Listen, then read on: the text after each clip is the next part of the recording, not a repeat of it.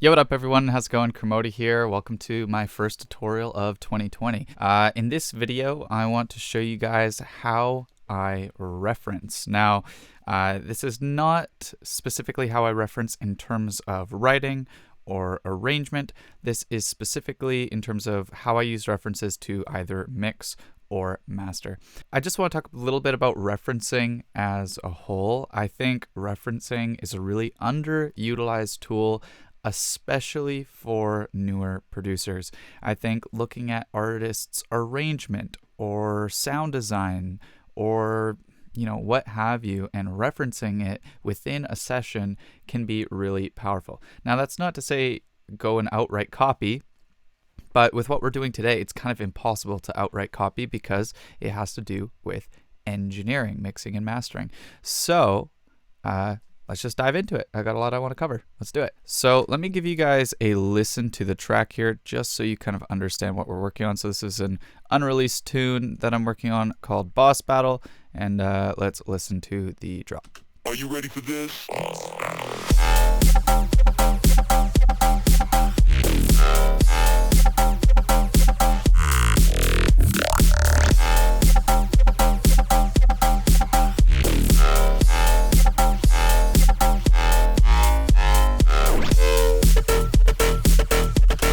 Cool. So first of all, when picking a reference, what I typically do is I pick a song that I think sonically is similar. So not necessarily the same genre, but something that I feel I might want to just match the mixdown of something that I find to be very well engineered. So I usually only have a handful of people I reference: Skrillex, Mr. Bill, Culprit, Space Laces, sometimes like Virtual Riot or Sultan, sometimes Feed Me. It kind of depends on the track. Those are usually my go-tos, maybe Bass Nectar. But I really recommend only referencing something that you think is absolutely masterfully engineered.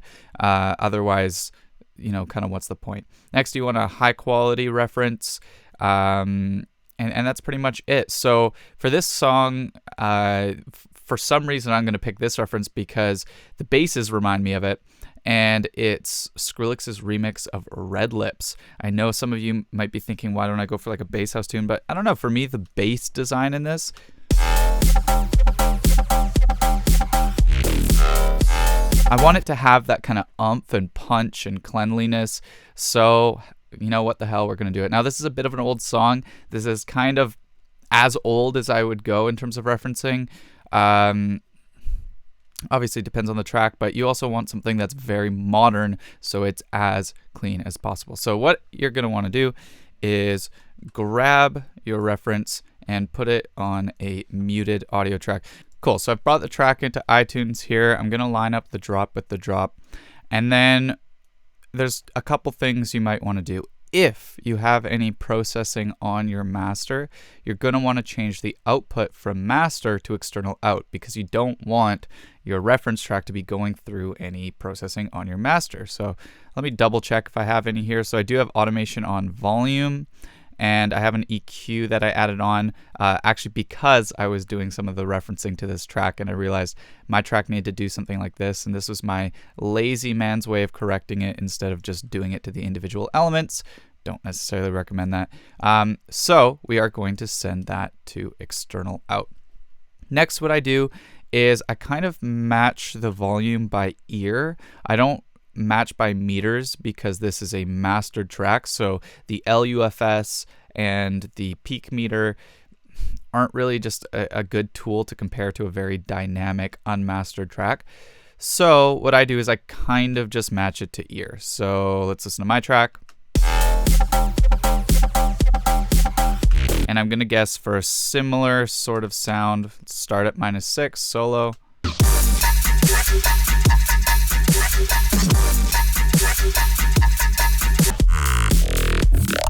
Yeah. Maybe 1 dB less. Yeah, I'd say that's similar in volume. I also recommend, if you're not used to referencing, actually pick a track in the same key, because some of the techniques we're going to go through, it might mess you up if like the root notes are different, because you might EQ your song to match something in a different key, but the reason it sounds different is because it's in a different key, so you're going to be turning things up weird. So I didn't worry about it being in the same key in this case, but I do recommend it. So, okay, we've done the starting work. Now let's actually go through my different referencing techniques. So the first is probably the most important. So if you're going to hang around for any part of the tutorial, it's this one. And it's something I call multi-band mixing. So what that is sometimes when using a reference, it's quite challenging to hear how you're trying to match your song's mixdown to the reference's mixdown. So, you know, let's listen to the two tracks again.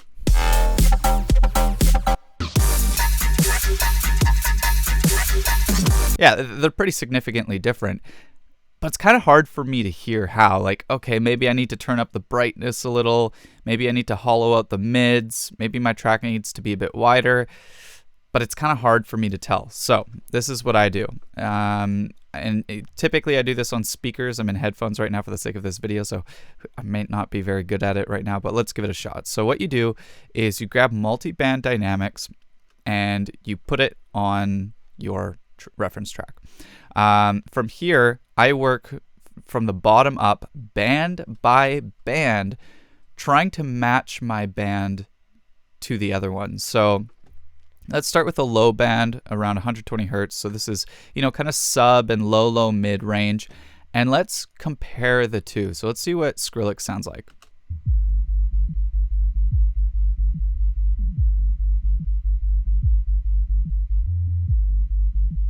So it's very clean. Hear that the kick drum and the snare drum have this really nice kind of low mid-range punch to it. So now let's listen to mine in the same range. So we have the same band soloed.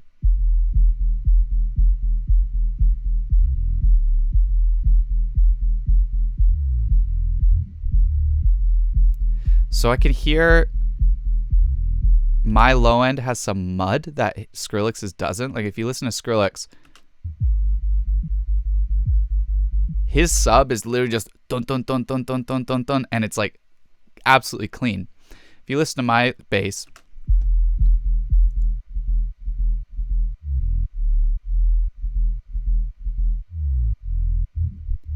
there's weird harmonics in there that aren't quite as clean. So what I might do is I might go individually through bass sounds and clean this up. Now, it's kind of hard to get exactly there because I made the subs in the basses. It's kind of hard to explain, but within Serum and within my layering, I bounced the subs into them. So it's kind of hard for me to polish that in that way. But I might also, you know, set the meters right, and let's hear the punch of their drum again.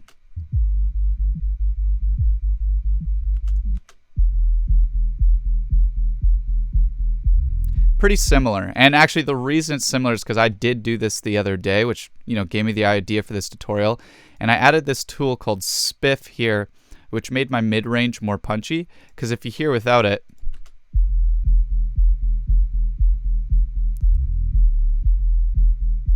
my drum didn't have that 120 hertz kind of punch that Skrillex did. So I added this. And we can even maybe increase that a little. Hear how we kind of got that mid-range? Now, one thing to be very careful about, though, is if you're doing multiband mixing, while you're trying to affect the band you're working on, you may be affecting other bands. So, for example, here, although the low end sounds better in the 120 hertz range, I accidentally boosted higher things, so I just have to be aware of that when I work on the next band. So I'll do that, and I'll like compress my low end, I'll EQ it, and I'll get the levels and the feel of it very similar to my reference. So now I move on to the next band. So now I just listen to the mids, and I just mix the mids of my sounds. So let's listen to Skrillex.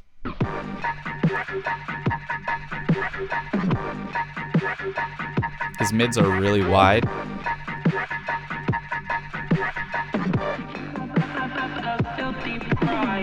Sometimes I'll even take Ableton Spectrum so I can analyze just their mids.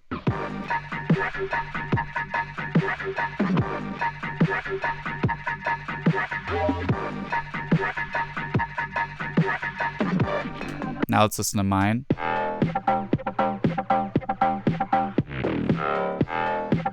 Yeah, I seem to have like a little bit of kind of dirtier 300, 400 range.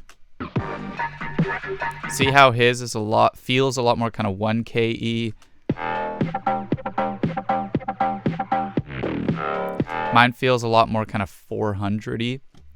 So what I would do is I would go in, I'd find one of the EQs on my bass group. This is my EQ on my bass group, and I would kind of compensate to match that. So I found this range here was a bit much.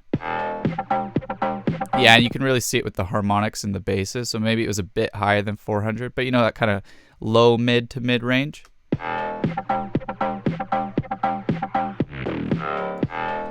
And then Skrillex I felt had a bit more of this upper 1K, 2K range. Now again, notice I'm being very careful not to EQ anything in the other ranges I'm not working on, just because I don't want to accidentally bump something up that I'm not hearing right now.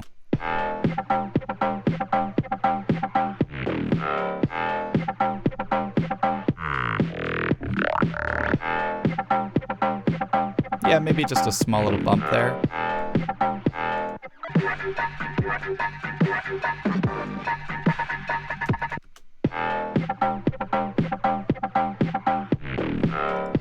I could also do something similar with my drums too. Oh, you can see there's a little bit of a hole there.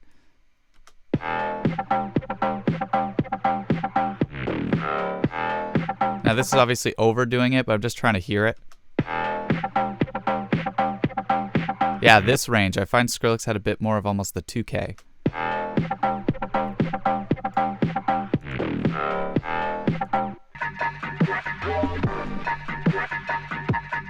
Cool.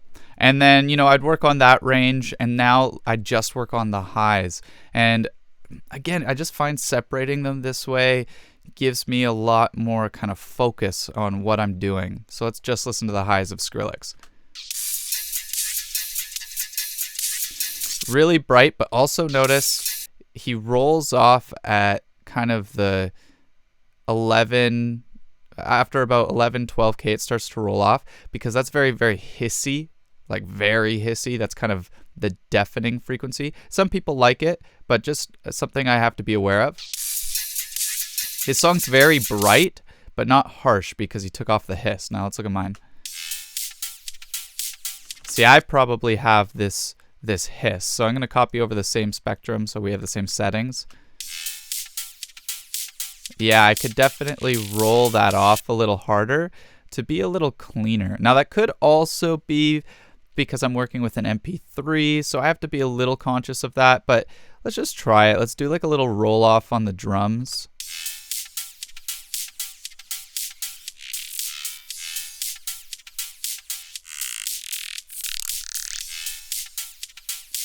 Ooh, already I feel like that kind of nicely softened things.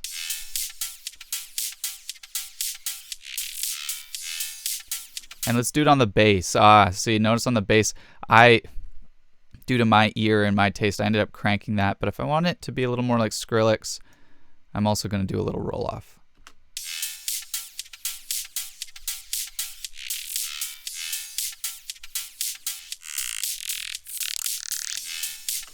There we go. So I think I got the brightness of Skrillex similar. His is even brighter. But I don't want to go too bright yet. Maybe I'll go there in mastering. But that is also why I actually put an EQ on to kind of match Skrillex. I added this EQ on yesterday because I was doing this technique. And maybe we could even turn this up just a hair bit more. But then maybe turn down the 3K range a bit.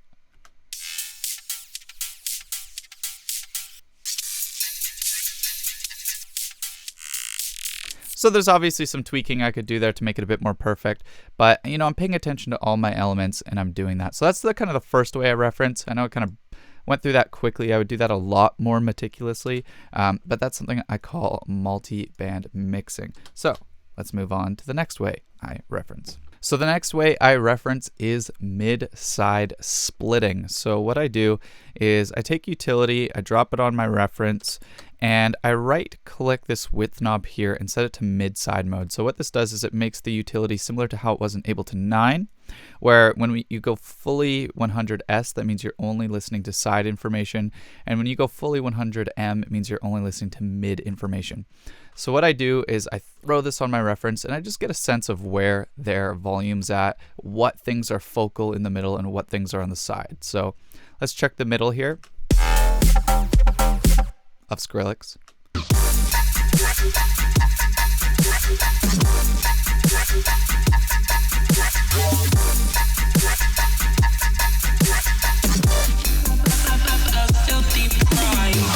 Like, notice there, the vocal was so clear in the middle.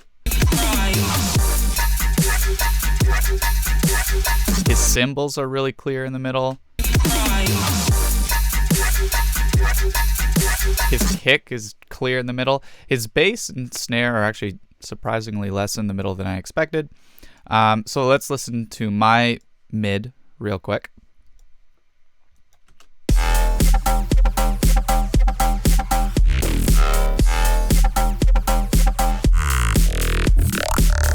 See, I actually have more clarity in the middle. I find like this Skrillex track is kind of famously wide with the basses. And I'm not going to quite go where he's going, but I'm going to make that conscious decision. But let's listen to his sides.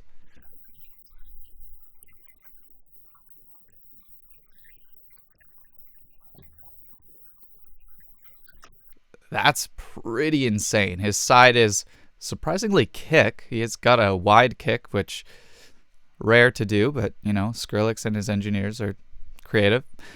Crazy wide bass, a bit of cymbal. Now let's listen to mine.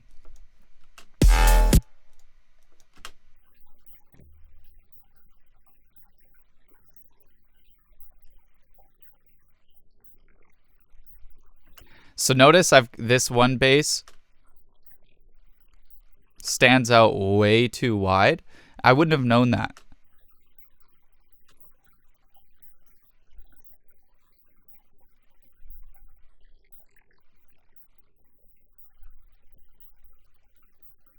So if I chose to, I could also afford to make the bass a little wider as a whole, maybe make the snare less wide because I can hear the snare standing out like a sore thumb. So it's just kind of nice to see, what Skrillex does. Do I want to go there type of thing. Now, this is a very specifically mixed Skrillex track. I'm not going to go there. I kind of like where mine is, but I might tweak my snare and tweak the basses to kind of match that. Maybe do some cymbal side work, but we'll see. So that's kind of the next way I reference while I'm mixing and mastering. Next, what I'll do is something known as EQ matching. Now, I do this in the mastering stage. I don't really do this in the mixing stage. I do it in the mastering stage to find out how I could sculpt my song to be a bit better. I don't do it to actually copy Skrillex's EQ settings, but I do it to point out where mine is different. Now, this is kind of where it's really important that you are working in the same key, because what it'll do is it'll create EQ curves that match the other song, but if a song's in a completely different key, it's going to tell you to turn up different notes, and be wary of that. But I'll show you guys how it works. So I do this with Ozone, the Ozone EQ. What I do is I grab the Ozone 8 equalizer, I drop it on my reference track, and then down here there's a matching section. So what I do is I turn this on, and you'll see there's two separate sections. There's the source curve, click capture to extract a spectrum snapshot of the current track. Target curve, click capture to extract a custom target spectrum snapshot.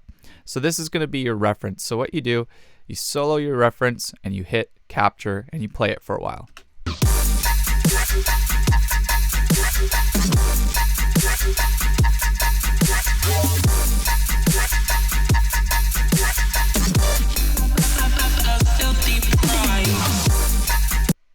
Awesome, there we go. Now what I then do is I drop this on my track and I try to mimic that. Now, because my track isn't mastered, mine's already quieter, so the volumes aren't quite right anyways, so this isn't really gonna work, but I'm just gonna show you the technique anyway. So now I capture my track. You can see mine's just quieter overall, so this won't really be effective.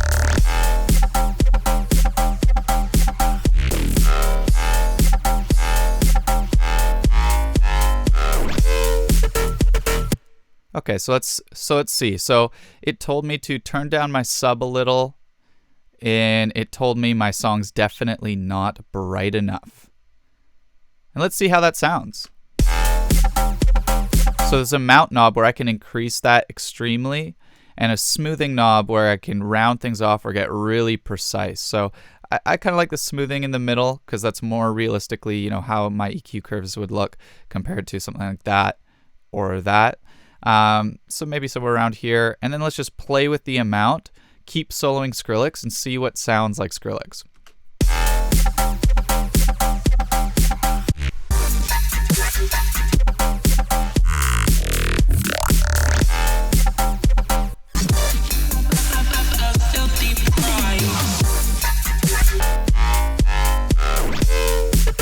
So somewhere around there, and 25% is a pretty significant change. So clearly I'm missing a lot of high information. I went a little crazy with my sub because I haven't played with my sub much yet in the volume range. So clearly I need to do some tweaking if I want it to sound like this Skrillex song.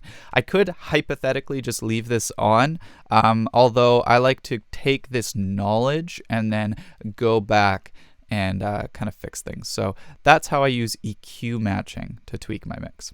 So I'm going to kind of breeze through the last few techniques here, and these all mostly happen in the mastering stage. This song, again, hasn't been mastered yet, so there's only so much we can do here, but I'm going to go through them anyways. So the first is metering, and what I mean by that is I use a volume meter system to see what LUFS my reference track is sitting at, and then I see how close I can get to that.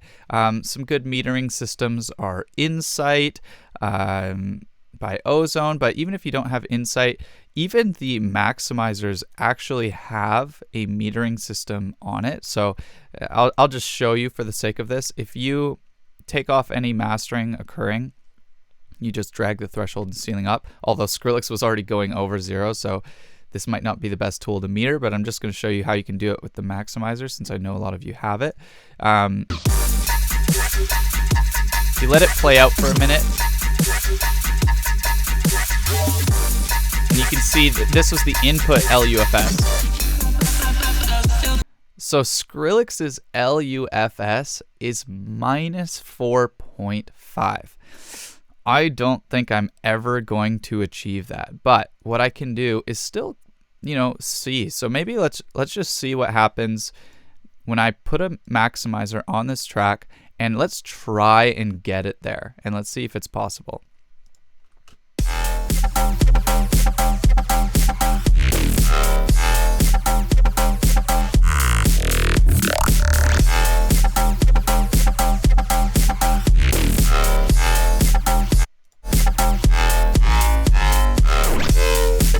So me even pushing my song quite aggressively, it's starting to clip and I'm not getting there. So I know that I need to do something in the mastering chain or something in the mix to be able to push this metering further. But I will do that quite often. I'll have a reference, I'll see where there's a sitting, and I will try to achieve that without sacrificing quality. If I start to sacrifice quality, then I accept I'm not as good at engineering as Skrillex's engineers or Skrillex, and I won't get there, and I accept that. But I at least have that as a reference to know like where their master sits, and then if mine's getting close to that, then when I balance out the frequencies and things like that, I know it makes more sense because I'm working at a similar volume to them or a perceivable volume. So that's how I do the metering system. Next is just using spectral analyzers, using your eyes. So one I really like, and it's free, is one known as Voxengo Span. This is a really nice sort of spectral device. What I'll do is I'll drag it onto a track. Sorry, this is Skrillex, even though we can't hear it.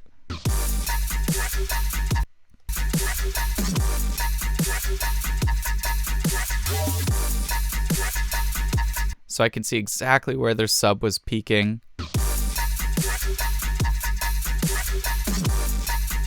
Exactly where their highs are. So this song has a very big smile EQ on it. And what I can do is I can then drag Voxengo onto my master. So this harmonic is clearly quite loud.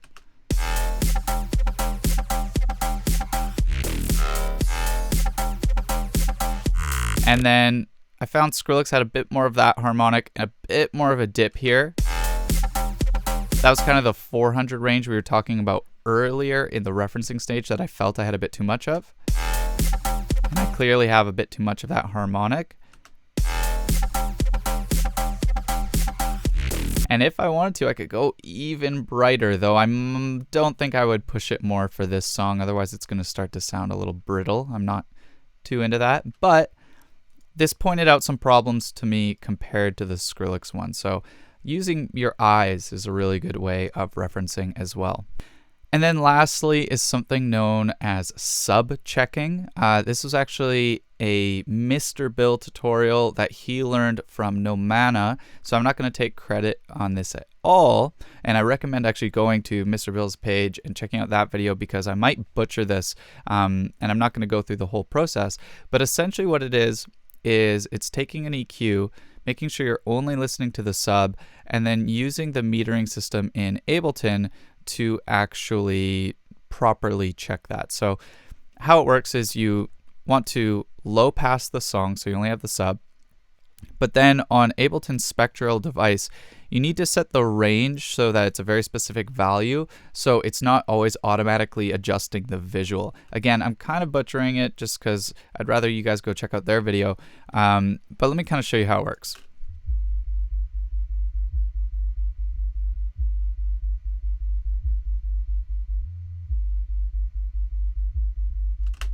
And actually, sorry, I do need to fix something.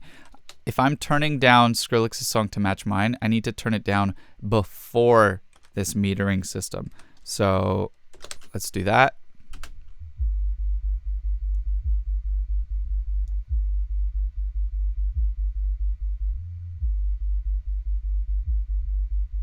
So his sub's peaking around -12. Let's drop this same rack onto mine.